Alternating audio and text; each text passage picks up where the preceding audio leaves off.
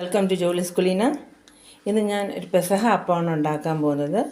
അതിന് വേണ്ടിയിട്ട് ഒരു 10 മണിക്കൂറെങ്കിലും കുതിർത്ത് ഉഴുന്ന് അര നാഴി ഉഴുന്നാണ് അത് മിക്സിയിലേക്ക് ഇട്ട് കൊടുക്കുന്നുണ്ട്.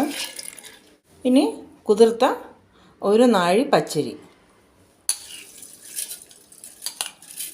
രണ്ടും കൂടി മിക്സിയിൽ നന്നായിട്ട് അരച്ചെടുക്കാം. ഉഴുന്നും അരിയും നന്നായിട്ട് അരച്ചെടുക്കേണ്ടതുണ്ട്. ഇതിലേക്ക് 1 കപ്പ് തേങ്ങ,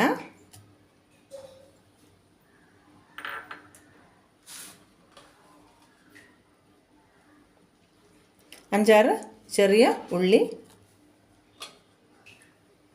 2 പീസ് വെളുത്തുള്ളി,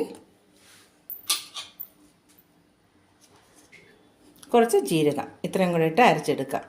അപ്പോൾ ഉഴുന്നും പച്ചരിയും ചെറിയ ഉള്ളിയും ജീരകവും വെളുത്തുള്ളിയും അരച്ച് വെച്ചിട്ടുണ്ട്.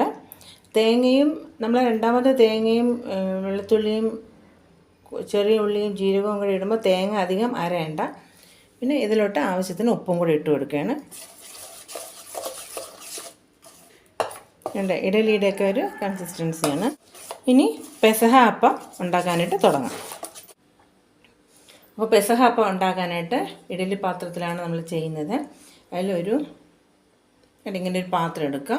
അതിലേക്ക് വെളിച്ചെണ്ണ തടവിട്ടുണ്ട്. വെളിച്ചെണ്ണ അല്ലെങ്കിൽ നെയ്യോ ഒഴിക്കാം. ഇതിലേക്ക് മാവ് ഒഴിച്ചു കൊടുക്കാം.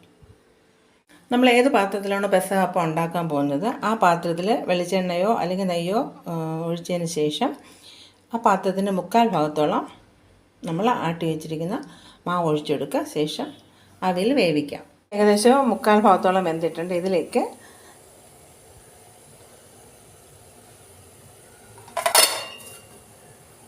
ഓശാന ഞായർ നമുക്ക് തരുന്ന കുരുത്തോലയുടെ ഒരു ഭാഗം കുരിശ് പോലെ വെച്ച് കൊടുത്തിട്ടുണ്ട്. ഇനി ബാക്കിയും കൂടെ വേവിച്ചെടുക്കാം.